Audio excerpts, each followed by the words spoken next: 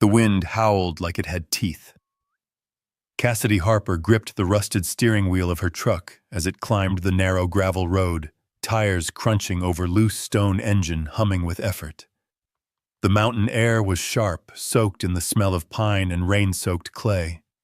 Behind her, the town of Red Hollow lay small and quiet in the valley, a forgotten pinprick on the map. Ahead of her rose a jagged silhouette, Hollow Stone Estate, the mansion no one in town would speak about without lowering their voice.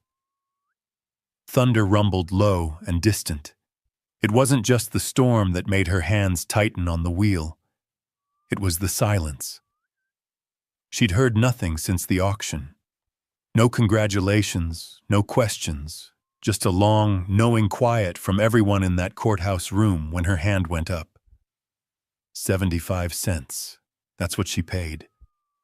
They all watched her like she'd pulled the pin on a grenade.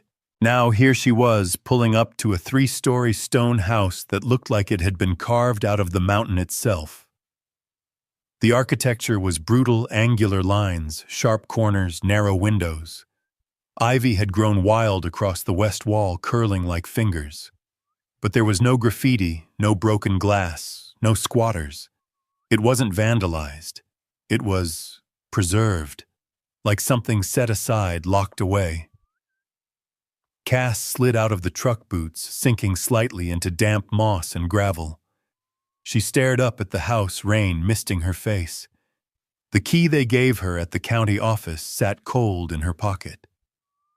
"You sure you want it?" the clerk had asked. She hadn't blinked when Cass dropped 3 quarters on the counter. "It's your name on the deed now." She approached the front door. Massive oak, iron handle, no signs of rot. When she turned the key, it clicked easily, too easily. The door creaked open with a low, reluctant groan. Not stuck, not forced, just heavy like something that hadn't been disturbed in decades was suddenly awake. The foyer was dark, tall ceilings swallowing the weak light behind her. Shadows clung to the corners. Dust lay on every surface like a thick gray quilt. And yet there were no cobwebs, no insects, no smell of mildew or decay. Just stone.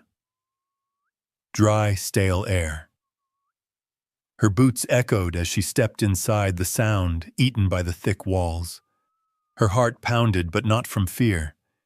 It was that feeling like when an engine you rebuilt won't turn over, but you know it's close. The tension of waiting for something to spark. She moved deeper into the house. A marble fireplace dominated the parlor, big enough to stand inside. Carved molding traced the walls in looping vines. Winding stairs curved upward like a spine. Everything about the place screamed forgotten grandeur. But it was too clean. She brushed her hand along the wooden banister of the staircase. Her fingers caught on something, an indentation. A seam nearly invisible unless you were touching it. She frowned, tugged gently. Nothing moved. "Just settling," she muttered. But her eyes kept flicking back. Cass walked through each room, slowly absorbing the place. The silence was thick, but it wasn't oppressive. It was patient.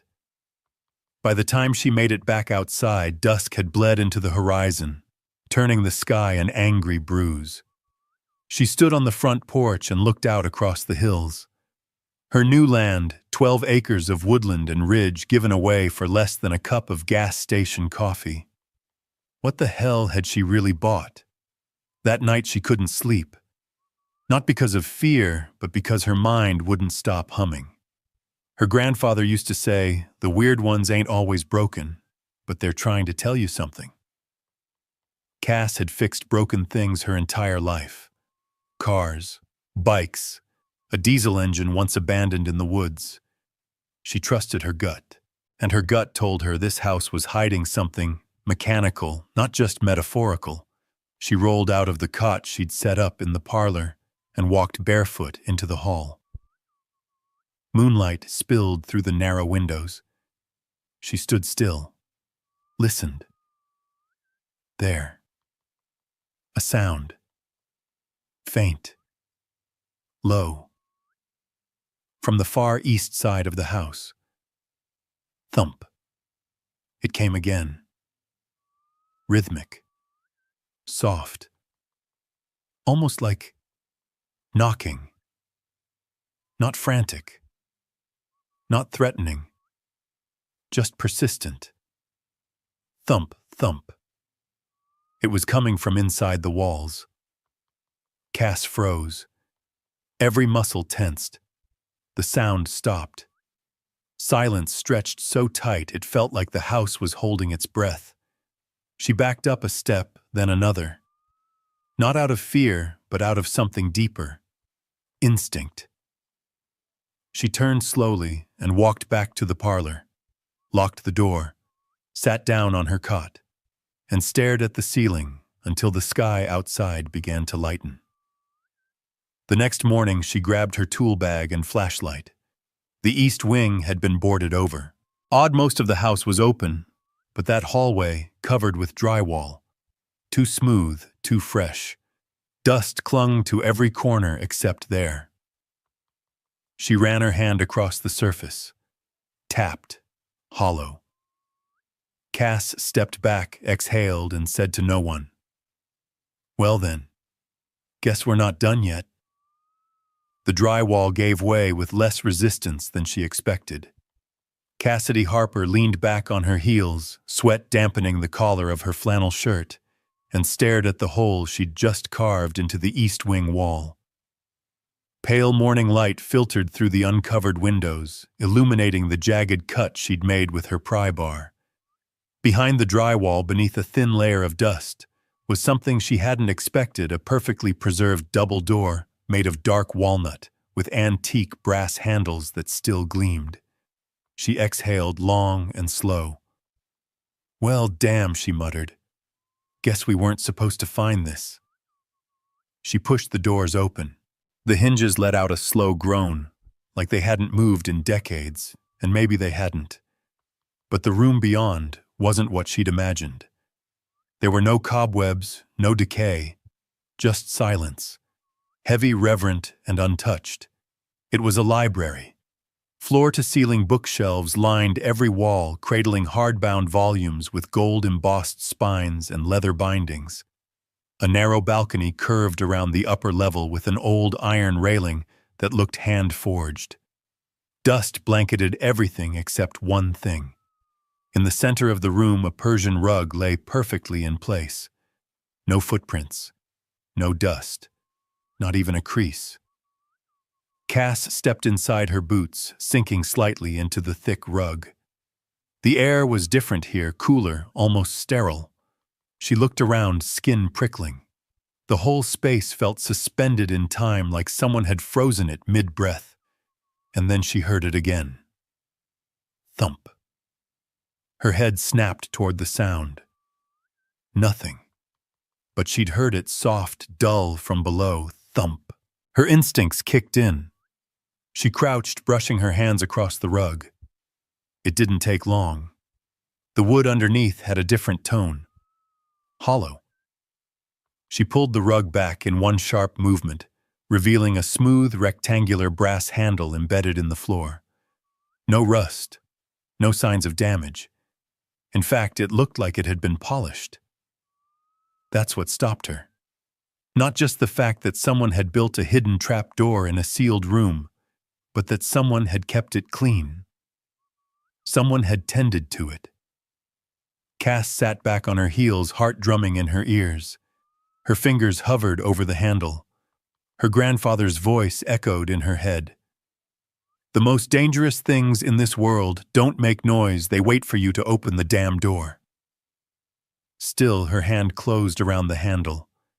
She pulled. With a hiss, the hatch opened. The air that escaped was stale, dry, untouched by the world above. She grabbed her flashlight, clicked it on, and pointed it into the opening. A narrow wooden staircase descended into darkness. She hesitated. Once. That was all. Then she took the first step. Each tread creaked beneath her weight. The sound echoed faintly off stone walls. It wasn't musty like most basements.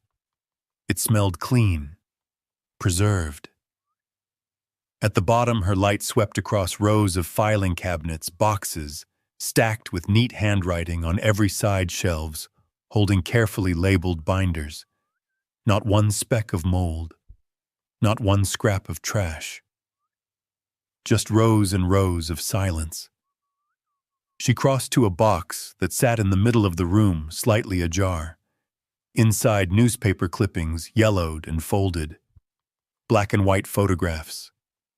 Envelopes stamped confidential. Legal documents, many on thick parchment with embossed seals. She picked one up. A land contract. Dated 1976, it was signed by three names she didn't recognize until she reached the fourth. Franklin Pierce, mayor of Red Hollow. Still in office, smiling every 4th of July like he hadn't stolen from half the town. She stared at the signature bile rising in her throat. She pulled more documents, deeds, property records, maps with sections marked sold and then resold. Families' names crossed out and replaced. She recognized one, Caleb Hensley's father. These weren't just old files. They were evidence. Proof of a decades-long scheme to steal and flip land under the table, illegally sold multiple times, buried in forged records, blessed by officials who'd long since died or gotten promoted. This wasn't a rumor. This was a goddamn paper trail. She was holding the match that could set Red Hollow on fire. Above her, the hatch creaked. She spun light, snapping upward. A shadow moved across the opening. She didn't breathe. Didn't move. Whoever was up there wasn't calling out. They weren't looking for help. They weren't lost. They already knew. The light flickered. Cass killed it. She didn't want to make herself a target. The dark wrapped around her like a second skin. She crouched low, pressing her back against the cabinets, listening. Footsteps above. Slow. Deliberate. Each one heavier than the last, like someone was pacing, waiting. She crept toward the stairs, silent as she could. Every step up felt louder than the last, her breath lodged somewhere deep in her chest. When she reached the top, she stopped just beneath the hatch and listened. Nothing. Then a creak in the foyer, directly where she'd stood the first time she entered the house. She pushed the hatch open an inch and slid onto the library floor. Everything looked exactly the same, except now she wasn't alone. She moved quietly toward the doorway, peered into the hall. A man stood under the chandelier backlit by the glow through the stained glass window. Tall, suit jacket open, hands in his pockets like he had all the time in the world. When he spoke, his voice was smooth. Too smooth. I was wondering how long it'd take you to find it. She stepped out, fully lamp still in hand, muscles tight. Do I know you? She asked. He smiled. Calm. Cold. Name's Graham Pierce. I believe you've met my father. Her stomach dropped. Graham Pierce. The mayor's son. The one whose face hung in the town hall frozen in a faded family portrait. He wasn't smiling now. You shouldn't be here, he said. Cass stared at him, her pulse like thunder. This is my house. Legally sure. But that basement... He gestured toward the library. That makes you dangerous. She didn't flinch. You should have burned it, she said. His eyes darkened. Old houses creak, he murmured. But this one breathes. And now it knows you're here. Cass didn't blink. She held Graham Pierce's stare like a wrench gripped in her palm, tight, unmoving, ready to be used. The silence between them stretched thick and humming, like the air before a lightning strike. "I don't scare easy," she said. Graham's smile was tight, practiced all politician. "That's unfortunate." He stepped forward once slow and casual, as if he were in no rush to close the distance. Cass gripped the brass lamp tighter in her hand, ready to swing. "You came here in a suit," she said. "Middle of the night. No knock, just watching." "You opened the hatch," he said, "which means you found it." "The basement." She didn't reply. Graham kept walking until he stood just a few feet away. The chandelier above cast fractured light through the stained glass, breaking his shadow across the floor in odd angles. "That room down there?" He pointed a finger toward the floor like it was a grave. "It's not just old files. It's a fuse box for this whole damn town." Her jaw clenched. "You mean it's evidence?" He ignored the correction. "My father's signature's on some of it, sure. But so are state judges, auditors, senators' aides. You think they're gonna let a mechanic with a crowbar burn their world down if it's built on lies?" She took a step closer. "I'll burn every inch of it." His expression shifted just a flicker. That was the first real crack in the smooth, arrogant veneer. "You should have burned it," she repeated, her voice low. "But now it's mine." "This isn't a cellar," she said. "It's a vault, and someone wanted it sealed, not forgotten." Graham's face lost its charm completely. He looked at her like someone sizing up a threat he hadn't expected to become real. "You don't get it," he said, "because you still think this is about right and wrong. That room downstairs, that's not justice. That's leverage. And in the wrong hands, it's a bullet in the dark. Then maybe it's time someone turned on the lights." He stared at her for a long, cold moment, then turned and walked toward the front door without another word. His boots echoed on the hardwood like a countdown. Cass rushed to the library window and peeled the curtain back just enough to see. 2 black SUVs sat at the end of the gravel drive. Men leaned against the hoods, their faces shadowed by the porch light. One of them lit a cigarette with fingers that trembled. They didn't look like locals. They looked like men who cleaned up messes, men who made things disappear. Cass backed away from the window, her heart slamming against her ribs. Her skin felt too tight. Her hands shook, but not from fear, from fury.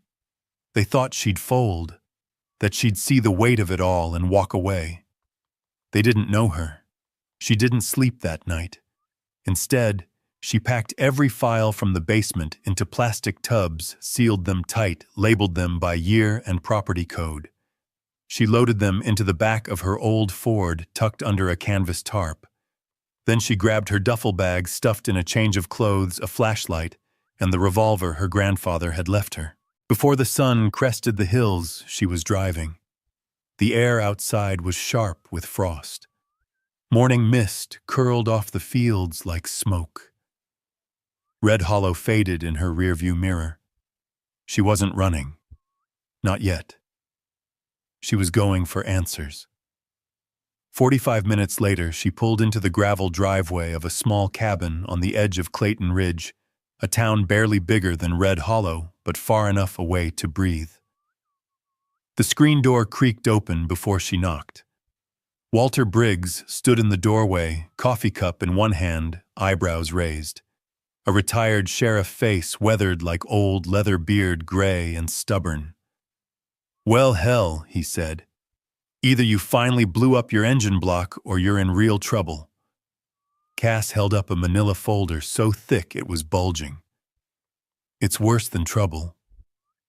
Inside, she spread out the first 20 pages on his table. He whistled low and took a long drink of coffee. "Jesus, Cass." She nodded. Stolen land, forged deeds, ghost sales. He flipped to a page and tapped a name. You realize who signed this? Yeah, she said. Franklin Pierce. No. This one. He pointed again. That's a state auditor. And this one's a federal judge. She looked him in the eye. Graham told me to walk away. Briggs leaned back in his chair. If he said that, it means he's scared. And when men like that get scared, they don't call lawyers, they call wolves. I'm not backing down, she said quietly. Briggs studied her for a long moment. Then he got up, crossed the room, and opened a high cabinet. From the back, he pulled out a dusty shoebox wrapped in twine. 30 years ago, he said, I started digging into some shady claims around the mines. Got threats. Department told me to shut it down. So I did. He slid the box toward her. But I never threw this away. Inside were maps, deed copies, letters, names she recognized, places that matched the files in her truck, and a file tab labeled Hollowstone. You had this the whole time I was a younger man back then, Briggs said. Married, had something to lose. And now he looked at her calloused hands, still faintly smudged with grease, and the fire in her eyes. Now I've got time, he said, and a hell of a lot of regret. Cass nodded. Then help me dig. He stared at her for a beat, then reached for the coffee pot. First we get copies. Second, we get insurance. Third, we find someone bigger than them. I already know who, Cass said. Who? She slid a folded sheet of paper across the table. A name written in bold black ink. Sierra Vaughn. Briggs raised an eyebrow. God help them, he muttered. You brought a journalist. Cass smiled just a little. Not just any journalist, she said. I brought the one they're scared of. Cass watched the email send icon spin for a full 5 seconds before it disappeared. There. It was done. A compressed file containing the top-level land contracts, fraud markers, and forged deed overlays, every document she and Walter Briggs had copied that morning, was now sitting in the encrypted inbox of one of the most feared investigative journalists in the country. Sierra Vaughn. Cass leaned back in the cracked vinyl booth of the roadside diner, her fingers still sticky from the syrup on her untouched pancakes. Her leg bounced beneath the table as her eyes flicked to the window every few seconds. Nothing but empty gas pumps and wind tossing dust across the pavement. She'll show, Briggs muttered from across the booth, sipping his third cup of coffee like it was whiskey. These people don't miss. Cass wasn't so sure. But before she could say anything, the bell above the diner door jingled. And there she was. Leather jacket, aviator shades, hair like a storm. Sierra Vaughn walked in like she didn't care who saw her, even though Cass could feel every eye in the place turn to look. Sierra scanned the room once spotted them and headed over. You Harper? She asked, sliding into the booth without waiting for an invite. Depends, Cass said. Sierra grinned. Good answer. She pulled out her phone and tapped a few times, then set it on the table. Encryption's live. Talk. Cass reached down and lifted the duffel from the floor. She placed it between them and unzipped it just enough for Sierra to peek inside. Stacks of folders. Tabbed, labeled, time-stamped. Original copies. Sierra didn't speak for almost a full minute as she flipped through the first few. Then she exhaled low and slow. Jesus Christ. I've only read half, Cass said. There's more in the basement. Some of it? It's names. Lots of them. Judges, land commissions, surveyors, even a senator's aide. Sierra looked up sharply. You sure I know what I saw? Sierra reached into her jacket, pulled out a USB stick, and handed it to Briggs. Upload everything. Don't skip. If it's handwritten, scan it. If it's burned, photograph it. Where does it go? Briggs asked. 3 servers. One in New York, one in Iceland. One I don't even ask about. Cass raised an eyebrow. That's supposed to make me feel better. Sierra didn't smile. No. It's supposed to make you harder to kill. Cass stiffened. Sierra leaned forward, voice low. Let me be clear.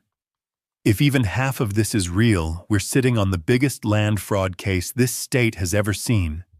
And I've done exposés on dirty police unions and fake cancer charities, but this... She tapped the folder. This will get people killed. Briggs cleared his throat. They already came to the house. Sierra turned to Cass. Tell me. 2 black SUVs. Suited men. One of them lit a cigarette and his hands were shaking. They didn't say a word. Just watched. Graham Pierce was there too. Son of the mayor, Sierra asked. Cass nodded. He knew about the hatch before I said anything. Told me I was dangerous now. He's right, Sierra said. There was no drama in her tone, just fact. Cass felt the chill settle into her bones. Sierra glanced down at the duffel again. You legally own the house, won it at auction. 75 cents. Now Sierra did smile. Damn. That's one hell of an investment. Her fingers tapped the table for a second as her mind worked. Cass could see the gears turning behind those sharp eyes. Okay, Sierra said. Here's how this goes. I take this to my editor. We prep a full investigative piece, maybe a documentary if the footage pans out. But we don't publish yet. First, we get the entire archive digitized and stored. Second, we identify how high this goes.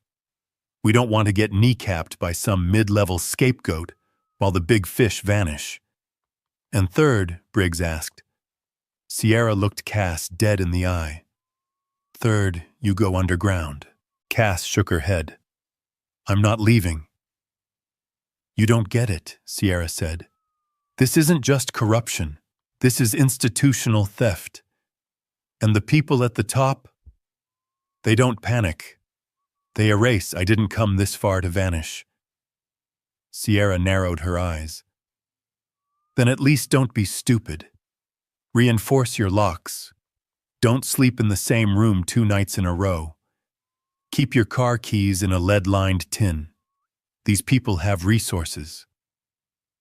I've got resolve, Cass said. Resolve doesn't stop a bullet. For a long moment, no one spoke. Then Sierra sat back. All right. I'll get started tonight. I need 2 days, maybe 3. When it's ready, I'll reach out. Briggs leaned in. You sure you're up for this? Sierra met his gaze. I didn't walk into this diner for the pancakes. Cass pulled out a scrap of paper, wrote down coordinates, not an address, latitude and longitude. What's this? Sierra asked. The mansion, Cass said. In case you want to see it for yourself. Sierra pocketed the paper. I will, but not alone. She slung her bag over her shoulder and gave them both a nod. Don't do anything stupid until I call. Then she left. Just like that. Cass sat in the booth, heart hammering. Outside, a truck rumbled past, engine loud. She didn't move. Walter finally broke the silence. Well, hell, he muttered. You brought in the crowbar. Cass stared at the door Sierra had just walked through. Good.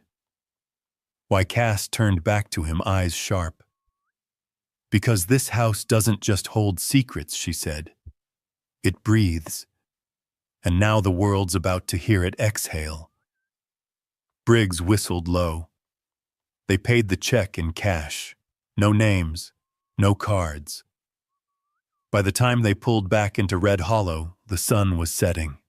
Shadows stretched across the long gravel drive leading to Hollowstone Estate. Cass stared at the front door as she parked. She had 48 hours to secure the house, hide the backup drives, prep the rest of the archive, and pray. Because if Sierra was right, and Cass knew she was someone out there had already decided she was a loose end. Cass didn't take the main road back to Hollowstone. Instead, she cut through the switchbacks behind the ridge headlights, off-coasting slow and quiet, like she was trying not to wake something ancient. The fog was thicker now, rolling over the trees like breath. A storm was coming. She could feel it not in the sky, but in her chest.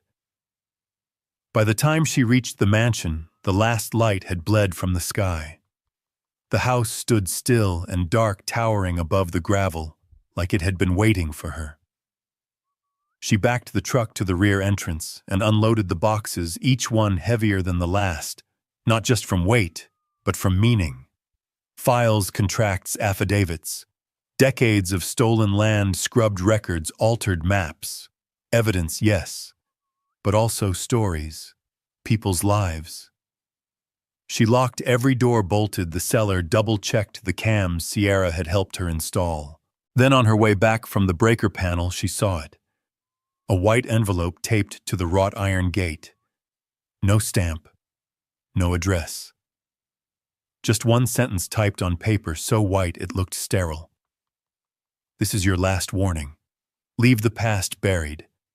No signature. No bluff. Cass stood in the dark rain, starting to prick at her shoulders, and read it again. Her jaw set. Then she walked into the library, lit the fireplace, and tossed the envelope into the flames without a word. She wasn't scared anymore. She was angry. The next morning, she drove to the only place she hadn't dared to yet. Caleb Hensley's cabin sat at the edge of town, pressed up against the old mining hills like a stubborn memory. The kind of place that didn't have neighbors, just overgrown brush and ghosts. Caleb answered the door with a shotgun in one hand and a thermos of coffee in the other. "Well, you must be real serious," he said, not lowering the barrel. "Nobody comes out here unless they want to confess or die." "I'm not here for either," Cass said. "I'm here because you were cheated. And I've got the proof." That made him pause. She opened the folder in her hand, let him see the page inside. A deed dated 1977 with his father's name scratched out and overwritten with one signed by Mayor Franklin Pierce. Caleb stepped aside without another word. Inside the cabin smelled like pine and tobacco. He poured her a cup of the strongest coffee she'd ever tasted and sat across from her at a scarred kitchen table. "Tell me what you've got," he said. So she did. The auction, the library, the hatch, the files, Graham, the SUVs, Sierra Vaughn. And then she placed the folder between them and let him turn the pages at his own pace. When he reached the letter his father had written in protest back in '79, one that was never filed or responded to, his hands stopped moving. His jaw flexed. "I buried my father thinking he'd been drunk when he signed over the land," he said quietly.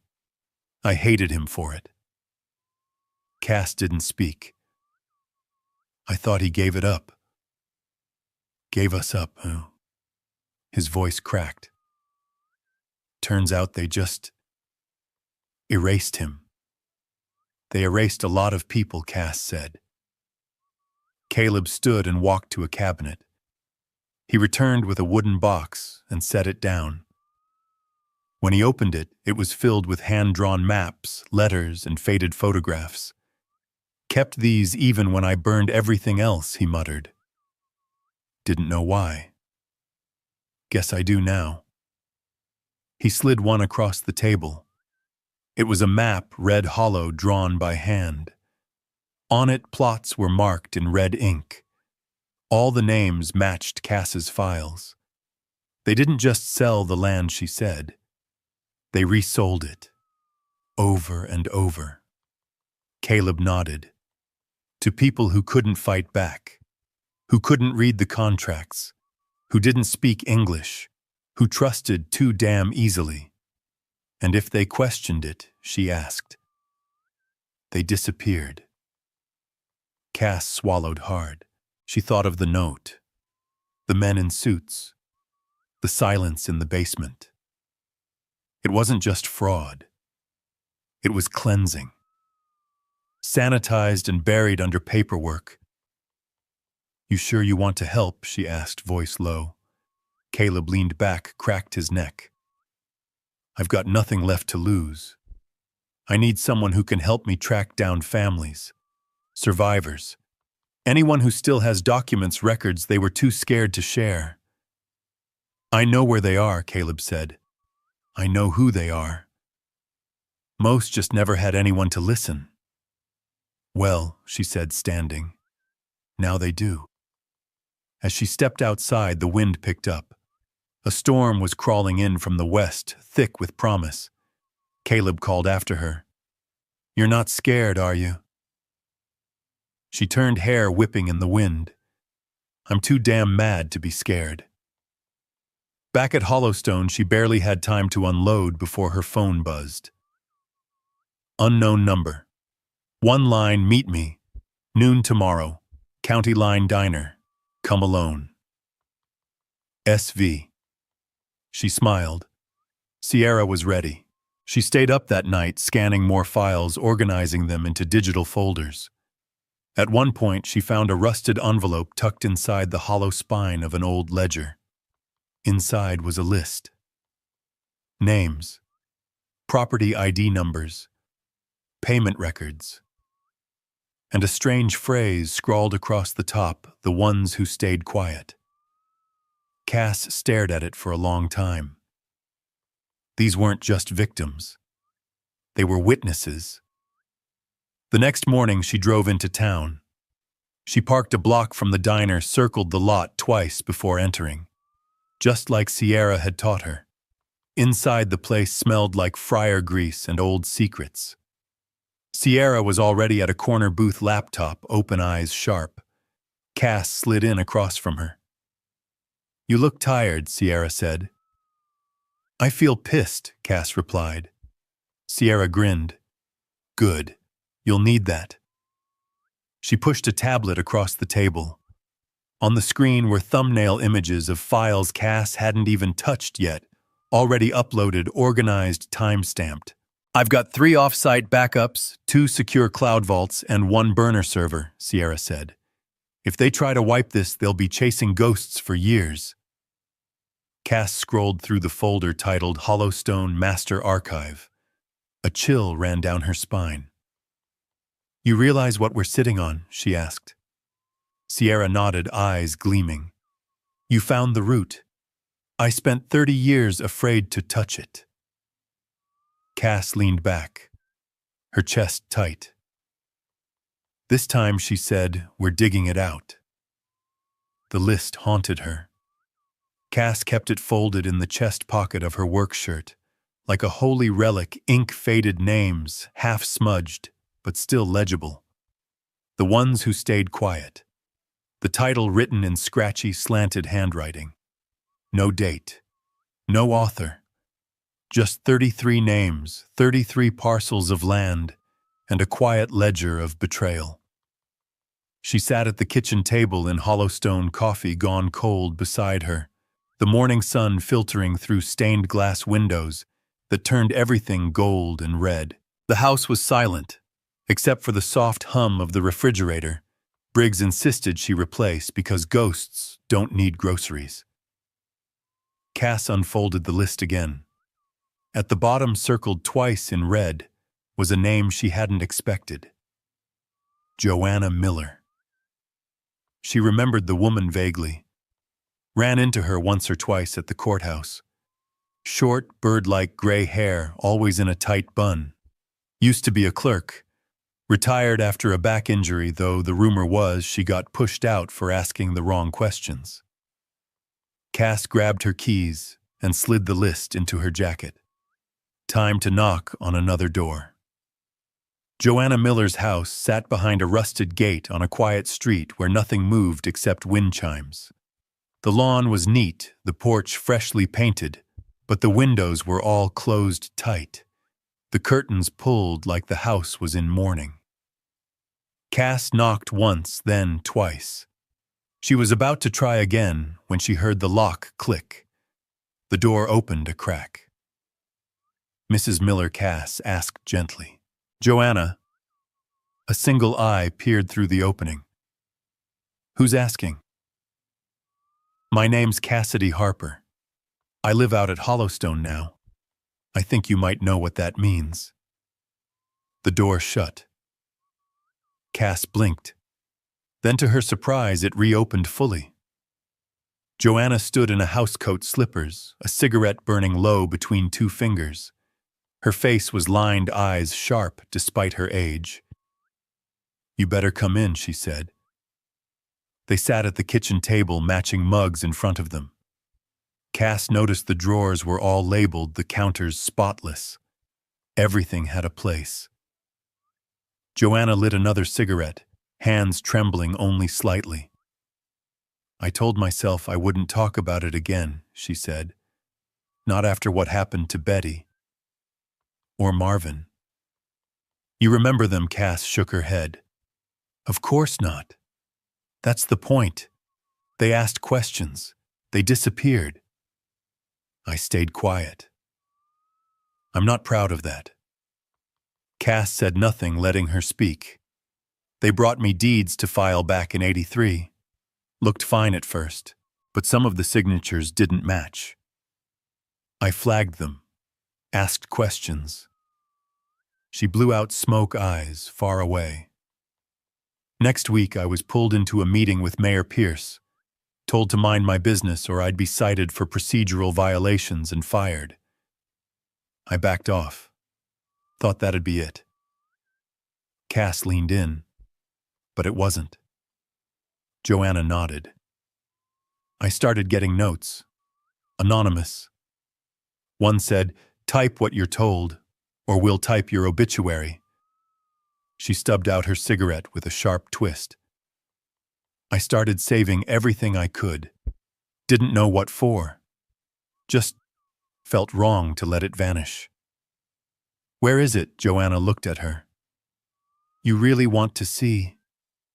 They climbed into the attic, dust swirling in shafts of light. Joanna pulled back a false panel in the wall and dragged out a heavy, dented metal lockbox. She popped it open. Inside were folders, cassette tapes, a portable recorder, and pages of forged documents, some with instructions handwritten in red marker. "Replace name, backdate signature, seal without initial." Cass's pulse spiked. She reached for a folder marked Hollowstone 1982 to 1985. "This is gold," she whispered. Joanna nodded slowly. "They told me to bury the truth," she said. "But secrets don't rot, they wait." Cass left with the box in her arms. Back at Hollowstone, she scanned everything and uploaded it to Sierra's backup servers. By evening, she had matched over a dozen entries with files from Caleb's archive. The overlaps were damning. Multiple land deeds filed for the same parcel, all signed within days of each other. Some with different buyers, some with the same buyer listed under different names. That night, her phone buzzed. "Sierra, these records are insane. I'm going to need statements. Eyewitnesses. We're close to a full feature, but we need a voice inside the old system." Cass replied with one word, "Joanna." A minute later, Sierra responded, "Get her on the record. We roll next Friday."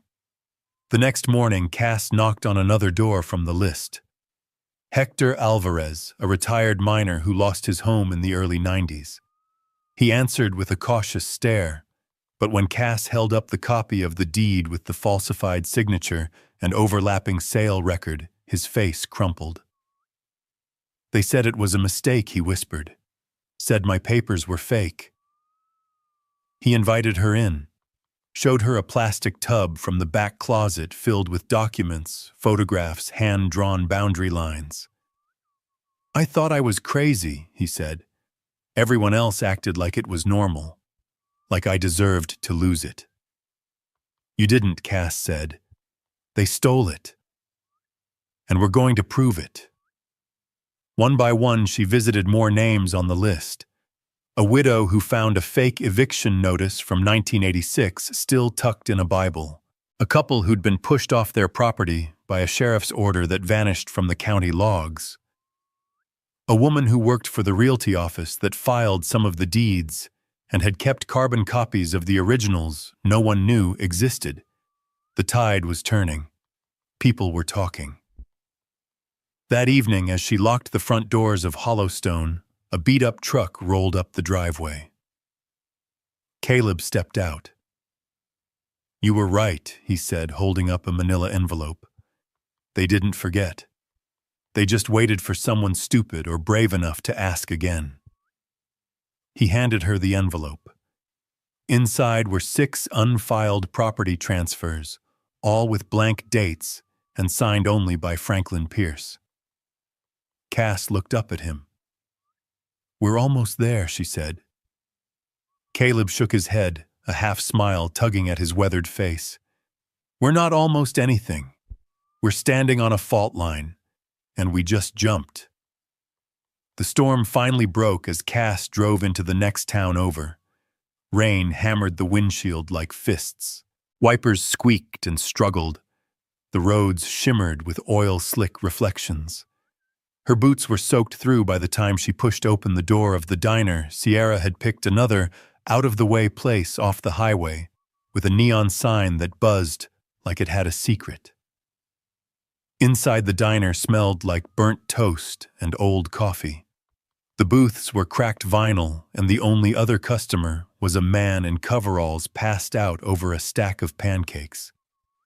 Sierra Vaughn was already there, seated in the back corner, surrounded by papers, laptops, and an energy drink she hadn't touched. She didn't wave Cass over. She didn't have to. Cass slid into the booth and dropped a damp folder onto the table. Sierra raised an eyebrow but didn't speak. She simply opened it and began flipping through the pages. Handwritten confessions, deeds, statements, all freshly signed in the past 48 hours. "I've got names, originals, maps," Cass said, voice low but steady. "Some of them have been holding on to this stuff for decades. Most thought they were crazy or alone." Sierra didn't look up. "They're not alone anymore." Cass glanced toward the window. Outside, the wind bent trees sideways. "You sure you're ready for this?" she asked. Sierra finally looked at her, eyes sharp as flint. "If even half of this is real, it's not a story, it's a reckoning." Cass sat back. Let the weight of it hit. Sierra pushed her laptop around so Cass could see the open draft. "Red Hollow, a Small Town's Billion-Dollar Secret" by Sierra Vaughn. Under the title were dozens of subheads, timelines, quotes, documents embedded with red markers and notes. They used the house, Sierra said, not just as a storage vault. Letters mention Hollowstone sessions, meetings, planning, cash handoffs, deals done on that marble table in your library. Cass's stomach tightened. They used it as headquarters. Sierra nodded. "And you own it." "Legally." Cass leaned forward, her voice rough. "That makes it evidence, not just a home." "Exactly. That also makes you a liability." Sierra turned the screen back toward herself, started typing again. Cass watched her hands move fast, deliberate. No wasted effort, no hesitation. "How'd you even get into this line of work?" Cass asked suddenly. Sierra paused, smiled faintly. "I grew up watching my dad lie on camera, Cass blinked. Mayor of Union Falls. Gave speeches about justice while we were behind on rent. She shrugged. He died in handcuffs. I made a career out of making sure other people's dads did too. Cass couldn't help it, she laughed. Bitter and honest. Sierra raised an eyebrow. Something funny, just didn't think we'd have anything in common. We all do, Sierra said. We all got lied to. The only difference is whether you keep swallowing it or throw it back. She clicked a few keys. An image popped up, a scanned document Cass hadn't seen. It was a memo between two realtors dated 1984. It read, Re the Hensley parcel. Per directive, reroute ownership through shell number 43. File separately. Do not mention origin. Cass exhaled slowly.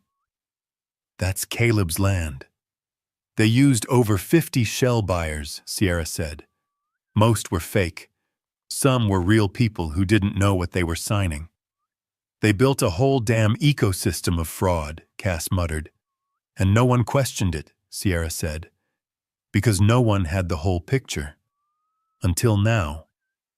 She leaned forward, tone shifting. I've got editors lined up. The Chronicle wants the scoop. 2 networks are circling. But once this hits, your life won't just be in danger. It'll be gone. You won't go to the store without cameras in your face. You won't sleep without checking your locks twice. You'll be a hero. But you'll be hunted too. Cass didn't flinch. Let them come. Sierra studied her. You ever kill a story? Cass shook her head. I have, Sierra said. Once, years ago, a whistleblower in Texas. She had everything. Paper trail audio recordings, even court documents. We were ready to run it. What happened? She got scared. Backed out last second. Said she wanted to live a quiet life. So we shelved it. Did she get that quiet life? Sierra's jaw tightened. She was found in her garage 6 months later. Carbon monoxide. Cass's mouth went dry. They ruled it suicide, Sierra said. But her hard drives were gone. So was the paper evidence. They sat in silence for a beat. Rain beat harder against the window. Cass whispered, I'm not backing out. Sierra nodded once. I didn't think you would. Later that night, Cass sat on the library floor of Hollowstone, surrounded by history. Files spilled across the marble, organized in piles. Each one a story, a crime, a loss. The walls felt closer now, the air heavier. She didn't feel like she was in a house anymore. She felt like she was in a courtroom or a confession box, somewhere holy and haunted. She looked down at the envelope Caleb had handed her earlier. Inside were 6 unfiled property transfers, all blank dated, all signed by Franklin Pierce. She scanned them one by one, labeled the files, and uploaded them to Sierra's encrypted folder. Then she checked the cameras. All clear. The clock read 2:03 a.m. when she finally stood, stretched, and turned off the lights. But as she headed down the hallway, she stopped. The front door was unlocked. She was sure she'd locked it. Cass moved slowly, heart thudding. She reached out, turned the knob, and pulled it open. Nothing. Just wind and darkness. But taped to the inside of the storm door was a photo, a grainy black and white image of her taken from behind, standing over the hatch in the library. No words. No threats. Just a message written in silence. They were watching. The next morning, she called Sierra. They were here, Cass said. Inside the property. They took a picture. Left it at the door. Sierra's voice was calm but clipped. You have backups. Everything. Double encrypted. Then we don't stop. Cass looked out over the hills. "No," she said. "We hit harder. It happened just after midnight." Cass was in the library hunched over a stack of eviction notices from the late 80s, half of them signed by officials who didn't hold office until years later. Fraud, plain and bold. She was marking them with sticky notes, organizing by year, when every light in the house died at once. Not flickered, not dimmed, just gone. Total unnatural silence followed. Even the humming of the fridge and the low drone of the basement dehumidifier cut off like someone had flipped a master switch. She froze, heart kicking hard in her chest. Then she stood, flashlight already in hand, the one she kept within arm's reach since the first warning note. She clicked it on. Nothing. Dead. She reached into her back pocket for the backup, the old metal flashlight from her garage days. That one worked. A dim yellow beam illuminated the marble floor, the shelves, the walls. Everything looked the same. Too same. She moved slowly through the library, the air colder now, thick with something she couldn't name. She whispered to herself, steady and low. You were warned. Not a memory, a message. That's what they'd carved into the breaker box the last time someone came too close. And they were here. Again. She made her way through the hallway toward the back of the house, light sweeping left and right. The wooden floors creaked beneath her boots. When she reached the utility room, her breath caught. The breaker panel was wide open. The wires inside had been cleanly severed. Not yanked. Not chewed through. Cut precise, professional, deliberate. And scratched into the metal plate, same as before, were 3 words etched by knife: you were warned. Cass stood there, flashlight trembling in her hand, but not from fear, from rage. They were inside, on her land, in her home. She stared at the message for a long moment.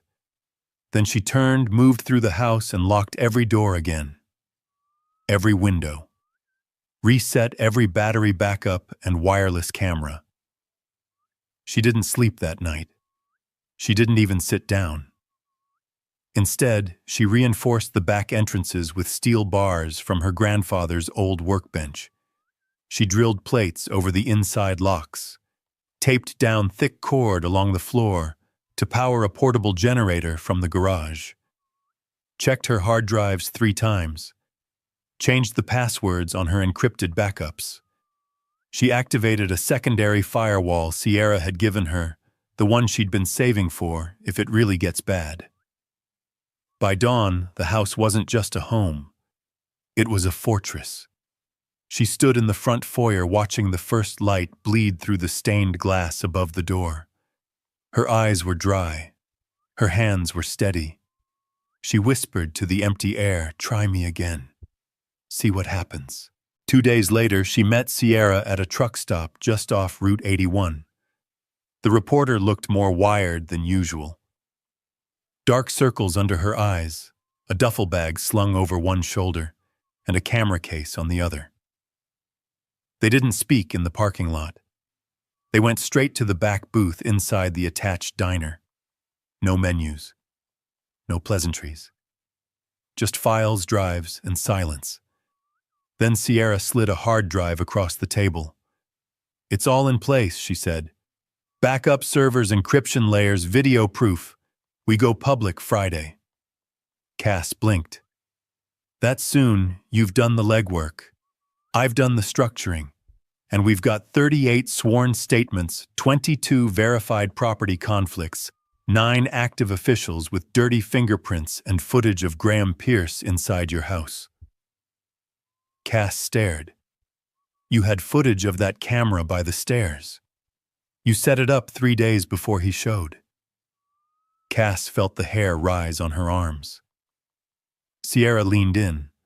Her voice was calm but sharp as broken glass. "Everything's in place. We go public Friday." "What about the Chronicle?" They're giving us the front page. All of it. Cass exhaled, sat back. She let the weight of those words settle over her.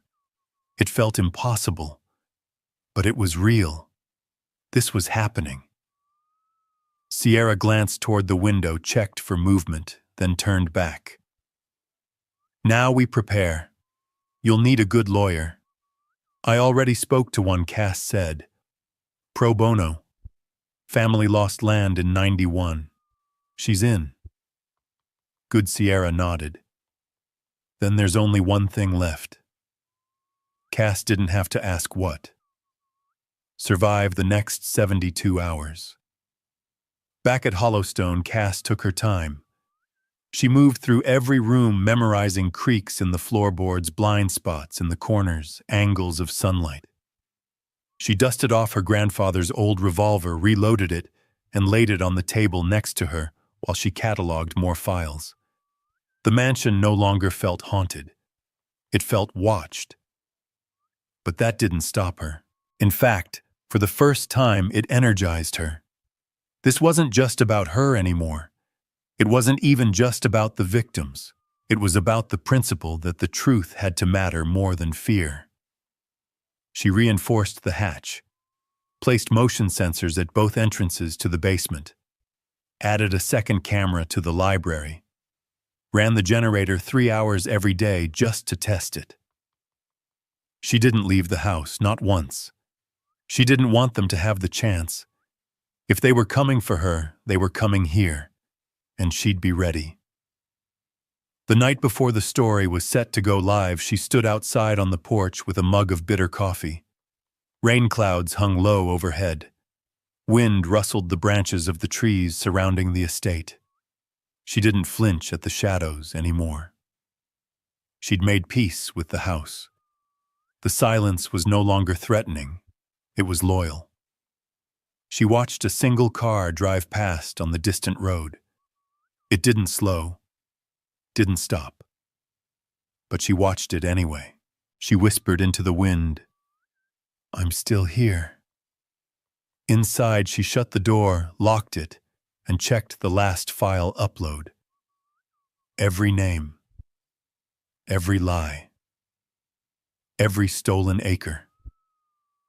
Tomorrow, the whole world would know. The article dropped at 6:02 a.m. on a Friday morning. By 6:07, Cass's phone was on fire. First Sierra, then Caleb, then 2 unknown numbers back to back, then silence, and then chaos. She didn't open the front door. She didn't need to. She could see the SUVs pulling into the long gravel drive through the narrow security feed Sierra helped her set up. One black, one gray. Government plates. Behind them 2 local sheriff cruisers, and behind them a van from Channel 9 News with a satellite dish sprouting like an alien limb. It had begun. Cass stood barefoot in the library, hair tied back, hoodie zipped to her chin. She held her phone to her ear, one hand resting on the revolver beside the marble table. Sierra's voice crackled through the line. "They're coming in waves," she said. "State's launching an inquiry. Mayor's gone dark. Graham Pierce hasn't been seen since last night." Cass didn't ask where he was. She didn't care. The article had everything: maps, quotes, the list of stolen names, satellite images of before and after land parcels, testimony from Joanna, photos of the redacted deeds, a full breakdown of the real estate shell network used to funnel property through shadow companies and back into the hands of Red Hollow's most powerful families. It read like a crime Bible, a catalog of ghosts. And now the world was watching. At 6:18, the knocking began. Not banging, not polite, authoritative. Cass stared at the monitor showing her front porch. A woman in a slate gray suit stood next to a man in plain clothes. Behind them, a uniformed sheriff she didn't recognize. She pressed the intercom. Name and intent. The woman looked up at the camera, clearly unimpressed. Agent Hallman, State Commission on Property Ethics. I'm here to ensure chain of custody for documents identified in the published investigation. I'm not here to arrest you, Ms. Harper. Cass smirked. Not yet. She pressed the release. The locks clicked open. By 6:26, her living room was filled with people she didn't trust. Hallman. Her partner, a grim man named Barrett. 2 deputies. 1 local journalist. Everyone wanted something. Proof, permission, paper trails. Cass gave them everything: the boxes, the drives, the originals. She watched their eyes widen as they flipped through. This isn't just civil, Barrett muttered. This is federal. Cass kept her voice level. You'll need a bigger van. By 8:02, Sierra called again. They're spinning it already. Cass paced the back hallway, the phone tight to her ear. Who mayor's office? They're calling it a misfiling. A clerical error. Some assistant getting overzealous in the 80s. They're trying to pin the whole thing on one retired notary who died 5 years ago. Cass stopped walking. They're going to try to erase it again. Sierra's voice hardened. Not if I have anything to say about it. The Chronicle's doubling down. The national networks are picking it up. There's talk of a documentary. You might be getting a call from Netflix. Cass didn't laugh. She stared out the window toward the edge of the property. Anything from Graham, she asked. No. But get this, someone tried to access the server this morning. Failed login attempt from a municipal IP. Guess who owns it, Pierce? Bingo. Cass's jaw tightened. He's running scared. Good, Sierra said. Let him sweat. The tide's turning, Cass. You lit the fuse. Cass watched the fog roll off the hills. No, she said quietly. I just gave the truth somewhere to burn. Around noon, Caleb arrived with 2 more boxes letters from his uncle's shed, long forgotten. One was a journal with hand-drawn maps and notes detailing meetings inside. Hollowstone dates aligned with political campaign surges and property rezoning proposals. One passage caught Cass's eye. FP says the land don't belong to them till we bury what they remember. If they don't remember, they don't fight. She read it 3 times. Franklin Pierce planned this like a war, she muttered. Erase the past, then sell the land to whoever paid the most to stay quiet. Caleb shook his head. He didn't just erase the past. He salted the earth. Later that afternoon, Agent Hallman pulled Cass aside. You should know, she said, voice low, there's a sealed investigation into the Pierce family from 1996. Unresolved. Quietly buried. Why are you telling me this? Cass asked. Because I think someone wanted it found. And you did. Hallman hesitated, then added, Be careful, Ms. Harper. This kind of spotlight doesn't just burn liars. It blinds truth-tellers, too. Cass nodded. I'll wear sunglasses. As evening fell, the press started calling. Local anchors first, then national news, then a request from a late-night host's booking agent. Cass didn't answer any of them. She sat on the porch with a blanket around her shoulders, watching the sunset drip over the trees. Joanna called, voice quiet but steady. I read it 3 times, she said. I thought I'd feel scared again. But I don't. Why not? Cass asked. Because this time someone stayed loud. Cass didn't speak. She couldn't. Then Joanna whispered almost a prayer. They built their empire on silence. You broke it open with one voice. As night deepened, Sierra sent a text. Tomorrow you'll be the headline. But tonight, rest. We're not done yet. Cass stared at the screen for a long time. Then she powered off her phone, stood in the darkness of Hollowstone's great hall, and whispered into the quiet, "Truth isn't what they fear. It's the people who remember it." Cass awoke to silence. But it wasn't the usual Hollowstone silence, the kind that curled around the baseboards like an old dog settling in. This was deeper, hollow, expectant. She rose, feet bare against cold hardwood, the faint gray light of dawn washing the hallways in dull color. Her phone was dead, though she remembered charging it. A red flag. She checked the generator. Still running. Cameras, though, offline. Every single one. She walked slowly through the house, senses sharp, that old mechanic's instinct flaring in her chest like a warning light. Something had changed. The air smelled different, faintly metallic. In the library, the files were still there, drives intact. But on the marble table was a new envelope thicker than before. No handwriting this time. Just a silver pin shaped like a crescent moon holding the flap closed. She opened it. Inside, a court summons, filed overnight, from Franklin Pierce's legal team.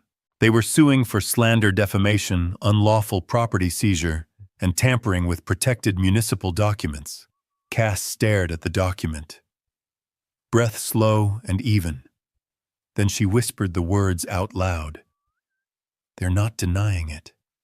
They're just trying to rewrite the ending. She was still in the library when the doorbell rang. It wasn't loud. It didn't need to be. She opened the front door to find Briggs, her old friend, her father's partner back when the garage still ran, standing on the porch, coat soaked through. He looked rough, pale, but his eyes were alert. "Got your message," he said. "Didn't believe it till I saw the broadcast." "I didn't send you anything," Cass said. He reached into his coat and pulled out a flash drive in a plastic bag. "Some kid dropped it at the shop. Said it was for you." Looked scared out of his mind. Cass took it and opened the drive on her laptop. Inside was a single video file. She pressed play. It was grainy, shaky, clearly filmed from a phone. The footage showed a dark conference room, old wallpaper, oak trim. Franklin Pierce, 10 years younger, sat at the head of the table. He was mid-sentence. "We're not stealing land. We're correcting mistakes. People forget. Memory's the weakest link in any system. If they don't remember owning it, we're not thieves, we're stewards." Cass paused the video. The timestamp, 2013. She looked up at Briggs, her pulse thudding in her neck. "Where was this recorded?" He scratched his beard. "Looks like the old town council chambers. They shut that wing down years ago. Mold or some excuse." Cass stood. "It's Hollowstone. I recognize the trim. That was here." Briggs whistled low. "Damn." "They met here," she nodded slowly. "This house doesn't just hold records. It is one." At noon, she met Sierra at a borrowed office above a bakery in town. The place buzzed with tension, reporters, legal aides, activists, all packed in coordinating strategy. Cass slammed the summons on the table. "They're taking it to court." Sierra read the top line and exhaled. "Of course they are. They can't bury the story, so now they'll try to drag it through the mud." "I got something," Cass said, pulling up the video. He said it himself. No edits. Time-stamped. Inside Hollowstone. Sierra's mouth parted slightly as the clip played. "That's it," she whispered. "That's the nail." Cass shook her head. "No. That's the door. The rest is still buried." Sierra leaned closer. "Then we dig." Back at Hollowstone, Cass and Briggs started in the West Wing. The place had once been a servants' corridor, long since boarded up. Cass broke the boards herself, pried open the old hallway, and found what she'd suspected, but never seen, a narrow spiral staircase behind the wall. It led down not into the basement, but into a second sub-level, unmapped, unmarked. They descended with headlamps. The air grew colder. The scent of mildew and dust thickened. At the bottom was a heavy steel door. Cass ran her fingers across it and found the engraving beneath the Rust Archive Room C. Restricted. Briggs found the latch first, twisted it and pushed. The door opened with a hiss. Inside, rows of filing cabinets lined the room floor to ceiling. And in the center of the room stood a long table. Empty. Clean. Waiting. Cass approached the first cabinet and pulled a drawer. Meeting transcripts. Dozens of them. She opened another. Video reels. Cassette tapes. Labeled by year. Another. Financial ledgers. Donation logs. All leading back to the Pierce family. She stepped back. This was it. The nerve center of the whole operation. And it had been sitting under her feet for months. They worked all night scanning, photographing, backing up. Sierra arrived by 9 p.m., brought 2 hard drives and enough caffeine to kill a horse. By 2 a.m., they had over 6 terabytes of material. Every document cross-verified. Every reel labeled. Sierra wiped her eyes, voice rough. This isn't just a lawsuit now. This is evidence tampering. Witness suppression. Civil rights violations. We're not talking about property crimes anymore. Cass nodded. No, she said, staring at the reels. We're talking about legacy crime. Briggs sat on a crate, exhausted but grinning. Told you this house was trouble the day you bought it. Cass looked around at the walls, the steel, the dust. No, she said. Hollowstone doesn't forget. It just waits for someone who won't look away. The courthouse was packed. The kind of packed that felt like a powder keg. Every pew filled every standing spot, claimed cameras, humming reporters, shoulder to shoulder, pens, scratching like knives on paper. Local officials in tailored suits tried to look composed. Franklin Pierce wasn't among them. But his son Graham sat at the front defense table, arms crossed, jaw clenched, like a man who hadn't slept in days and didn't expect to start now. Cass sat across from him. Not at the witness stand. Not yet. But her time was coming. The room vibrated with tension as the judge entered, an older black woman with a reputation for zero tolerance and a resume that read like a war record. Let the record reflect, she began, that this hearing is convened for a preliminary injunction against Ms. Cassidy Harper and investigative reporter Sierra Vaughn on grounds of alleged defamation, tampering, and unlawful possession of municipal records. Sierra whispered beside Cass. They're trying to choke us with paperwork before the real trial even begins. Cass didn't blink. Let them try. The prosecution opened with flare accusations about hacked files, stolen documents, manipulated media. They showed footage of Cass breaking into the west wing of Hollowstone, entering the sealed room with Briggs. Your Honor, the prosecution argued this proves intent to uncover confidential records not intended for public release. Whatever was found was obtained unlawfully. Cass leaned over to Sierra. They're calling it confidential now, they always do.